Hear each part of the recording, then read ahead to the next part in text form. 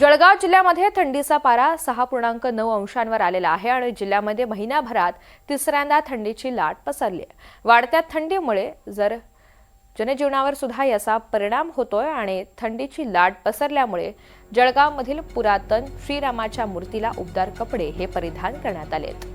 शास्त्राप्रमाणे देवाला वस्त्र अर्पण करण्याची परंपरा आहे, मात्र ऋतूप्रमाणे वाढत्या थंडीमुळे शाल, रुमाल, टोपी असे उबदार कपडे हे श्रीरामाला अर्पण करण्यात आले।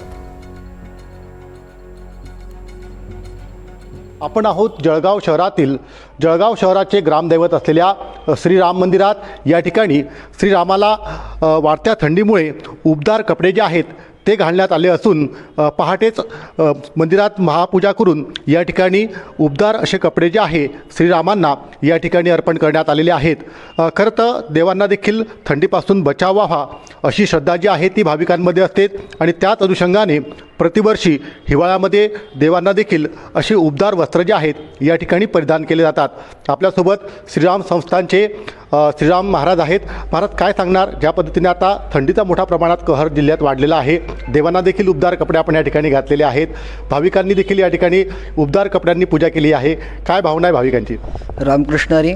जळगाव शहराचं ग्रामदैवत श्रीराम मंदिर संस्थानमध्ये वर्षभरात ज्या एकादशी असतात त्या एकादशांना भगवंताची प्रभू रामचंद्रांची महापूजा होत असते आणि त्या महापूजेमध्ये सकल भक्तांच्या त्या ठिकाणी गोत्रोच्चार करून अभिषेक होत असतो, पंचामृत अभिषेक। आणि ऋतूप्रमाणे जसं त्या ठिकाणी भगवंताला पोशाख करण्यात येतो। आता चालू असलेला थंडीचा ऋतू, भगवंताला त्या ठिकाणी थंडीचा त्रास होऊ नये म्हणून भगवंताला उबदार शाल, टोपी या ठिकाणी घालण्यात येत असते आणि भक्तांच्या इच्छेनुसार त्या ठिकाणी भगवंताला हा पोशाख करण्यात येत असतो। ज्या पद्धतीने आता शीतलहरी जी आहे त्याचा मोठा परिणाम जाणवू लागलेला आहे, पारा घसरलेला आहे, कधीपर्यंत असे देवांना वस्त्र जे आहेत ते परिधान केले जातील? जवळपास फेब्रुवारीपर्यंत हे दर एकादशीला या ठिकाणी भगवंताचा पोशाख करण्यात येत असतो। निश्चितच ज्या पद्धतीने खरं तर जिल्ह्याचा पारा हा मोठ्या प्रमाणात घसरल्याने खरं तर धार्मिक स्थळावर देखील या ठिकाणी श्रद्धेने देवांना देखील या ठिकाणी उबदार कपडे जे आहेत ते परिधान केले जातात। एकंदरीतच या संपूर्ण थंडीचा परिणाम जो आहे हा जनजीवनावर देखील सोबतच पशूंवर देखील मोठ्या प्रमाणात होत आहे। त्यामुळे शेतकऱ्यांकडून देखील पशूंना थंडीपासून बचाव करण्यासाठी वेगवेगळ्या उपाययोजना केल्या जातात।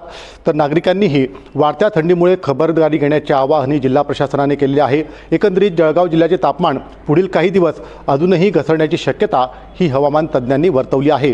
त्यामुळे पुढील आठवड्यात देखील जळगाव जिल्ह्यात थंडीची लाट कायम राहण्याचा अंदाज हा वर्तवला जात आहे। मंगेश जोशी, NDTV मराठी, जळगाव।